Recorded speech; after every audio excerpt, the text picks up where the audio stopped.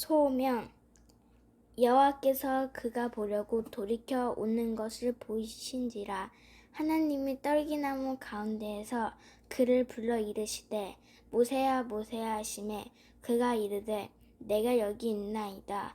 하나님이 이르시되 이리로 가까이 오지 말라. 내가 선 곳은 거룩한 땅이니 내 발에서 신을 벗으리라.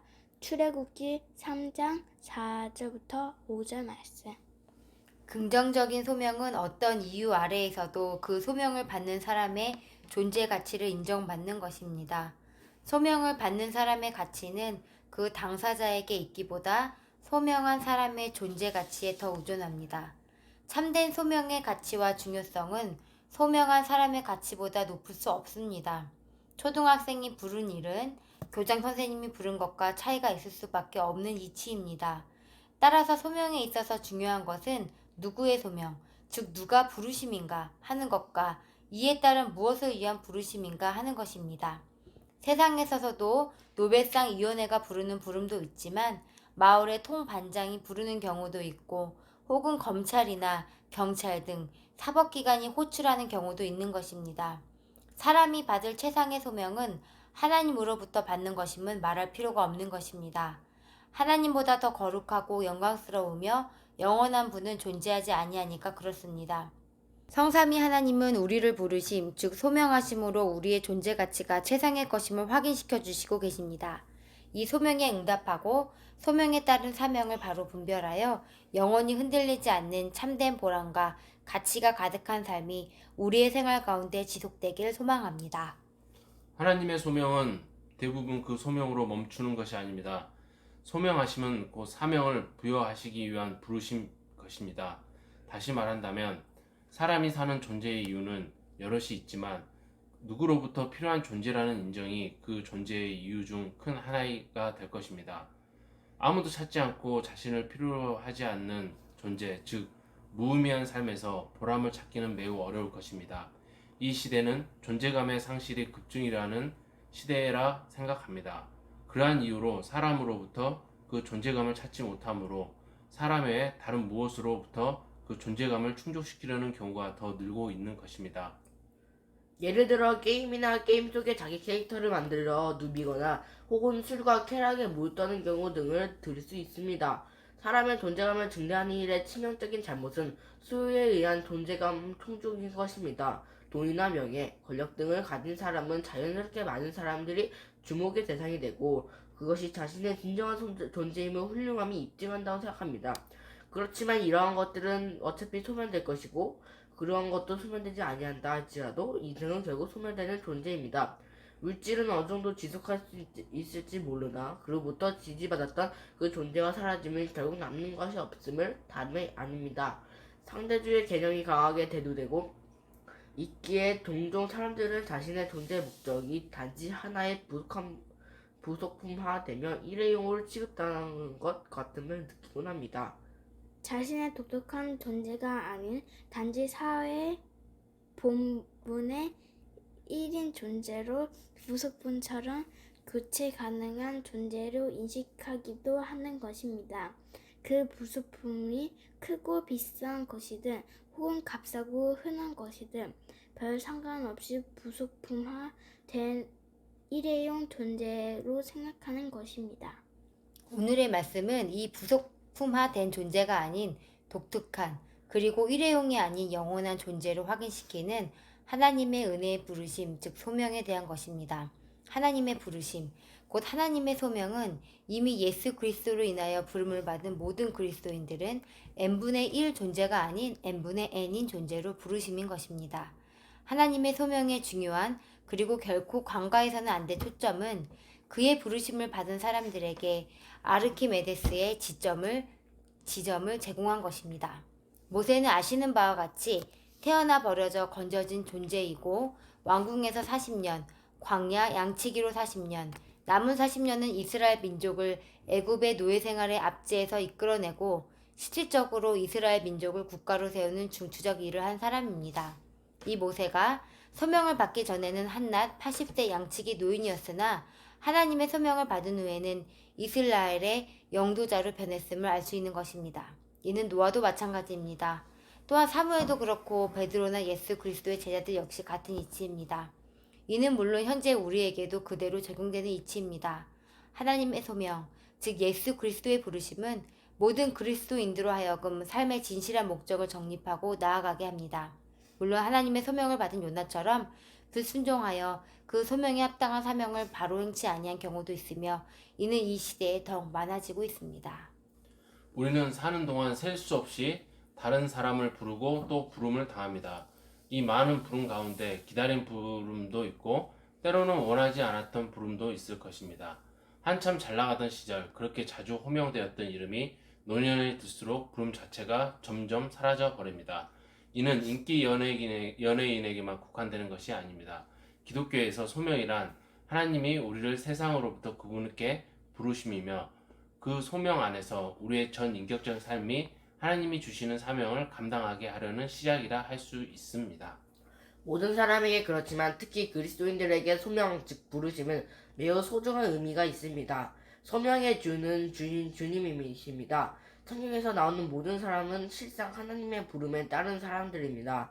대표적인 하나님의 소명에 따른 사람들은 노아, 모세, 사무엘, 다윗 등 구약시대의 사람들이고 신약에 있어서 예수님의 부름을 받은 사람들은 베드로와 요한과 바울과 마태 등 모든 제자들, 그리고 아굴라와 브리스가 부부, 스데반 집사, 죽은 나사로, 소경 바리메오와 병자와 귀신 들린 사람들과 그 외 많은 사람들입니다. 이 시대에 우리들도 실상 하나님의 부름에 따라 그리스도인들이 된 사람들입니다. 어떤 사람들은 하나님의 소식을 인식하고 사명을 받은 사람들이 있지만 때로는 하나님의 소명을 인식하지 못하고 있거나 하나님의 소명을 잘못 판단하는 경우도 있을 것입니다. 즉 어린 사무엘이 하나님의 부름을 대하여 하나님의 부르심으로 알지 못하고 엘리 제사장으로 달려간 것과 같은 경우일 것입니다. 이 시대에 적지 않은 사람들도 하나님의 소명을 인식하지 못하고 사람의 부름으로 착각하여 하나님의 아닌 사람에게 달려갈 수 있다는 것입니다. 하나님의 소명을 인지하였다면 이제 적극적으로 소명에 따른 사명을 깨닫고 행동에 옮겨야 합니다. 그 사명은 세상에서 사람들로부터 박수를 받고 인정받는 일도 있을 수 있으며 때로는 하늘의 밀처럼 죽어 다음 세대를 위한 씨앗이 될 수도 있는 것입니다. 사명을 감당하지 아니하는 소명은 소명하신 분의 의도를 외면하는 것이며 또한 그 소명의 의미를 퇴색하게 하는 것입니다. 소명을 인식하였어도 다른 일로 인하여 혹은 자신의 생각과 다르기 때문에 사명을 수행하지 못하는 경우가 있습니다. 이러한 잘못에서 속히 벗어나야 할 것입니다. 거시적으로 볼 때 주님이 주시는 사명은 복음 전파와 사랑의 삶입니다. 이를 세분하여 본다면 아무도 세상의 일이나 직업의 가지수만큼 다양하고 많을 것입니다. 따라서 우리는 우리가 있는 장소에서 그 환경과 처지에서 이러한 것들을 거시적 사명을 이루기 위한 수단과 방법으로 활용해야 할 것입니다. 하나님의 소명에 대한 인식은 대부분의 삶의 고점, 행복하고 자신의 성취에 만족하는 때 아닌 저점, 고난과 고통의 가운데 자기 자신으로부터 무엇을 이룰 수 없다고 생각할 때에 이루어집니다. 즉 사람은 따뜻한 양지 바른 곳에 있을 때는 하나님의 소명, 부르심을 알아채지 못하는 경우가 많은 것입니다.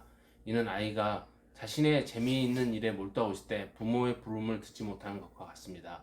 혹은 들었다 하여도 못 들은 채 하거나 화를 낼 경우도 있는 것입니다. 하나님의 부르심에 반응할 수 있는 사람도 이와 별반 다르지 않습니다.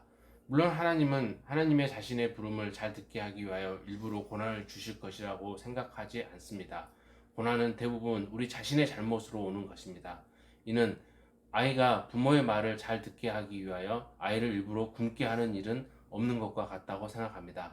자녀는 말 잘 듣게 훈련시키는 서커스단의 동물이 아니기 때문입니다. 하나님은 우리로 하여금 자신을 아버지라 부르도록 하였습니다. 즉 우리를 자녀 삼으셨고 그 자녀로 대우하고 계시하는 것입니다. 하나님의 부르심은 계속되고 있지만 사람들이 때에 따라 겪는 고난이라는 확성기를 통하여 크게 들리게 하는 것이라 생각합니다. 하나님은 우리가 하나님의 부름에 응답하시도록 다양한 방법으로 말씀하고 계시며 우리의 생각보다 더 반응하기를 기다리고 또한 인내하고 계심이 분명합니다.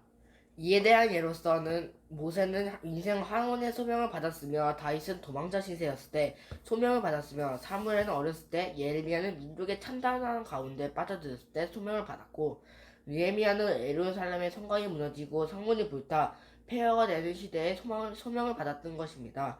이들은 받은 소명의 공통점은 이 전까지의 삶을 이 소명에 받기 위한 준비 단계로 볼 수 있는 것입니다.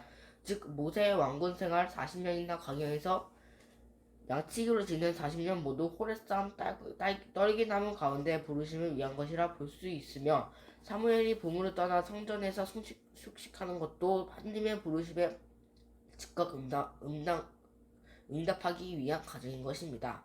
반면에 예수님 공생의 시절 당시 양지 바른 곳에 있다고 생각한 바리새인이나 서기관 그리고 제사장 등은 예수 그리스도의 소리에 무감각하였고 오히려 배척하고 있던 것이었습니다. 또한 부자 청년 관리 역시 이와 같았기 때문에 예수님을 따른 절호의 기회를 스스로 포기했던 것입니다.